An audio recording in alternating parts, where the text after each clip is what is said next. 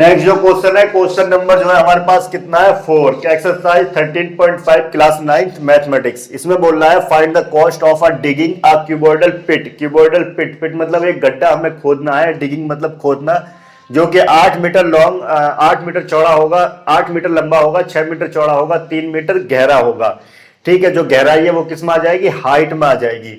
3 metre deep at the rate of 30 per metre cube. 1 metre cube में कितने रुपए लग रहे हैं, 30 रुपए लग रहे हैं, 30 रुपए लग रहे हैं। तो गड्ढे को खोदने के लिए, जो पिट है उसको हमें डिग करने के लिए, डिगिंग करने के लिए, खोदने के लिए जो खर्चा आएगा वो कितना आएगा। तो यहां पर हमें क्या निकालना होगा, आयतन हमें निकालना होगा, वॉल्यूम निकालना होगा।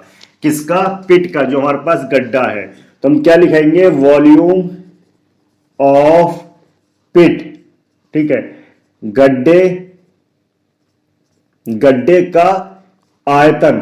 गड्ढे का आयतन कैसा है, गड्ढे का आयतन कैसा होगा, गड्ढे का आयतन जो है, गड्ढा जो है वो किस तरह का है, गड्ढा जो है क्यूबॉइड है, क्यूबॉइडल है, जिसका आयतन होता है length into breadth into height, L B H, L into B into H. अब यहां पे एल की वैल्यू क्या है, लंबाई कितना है 8 मीटर, उसके बाद बी की वैल्यू कितनी है 6 मीटर, और जो एच है वो क्या है, गहरा जो है, डीप जो गहरा है वो क्या होगी, हाइट होगी इसकी, जो कि कितनी है 3 मीटर है।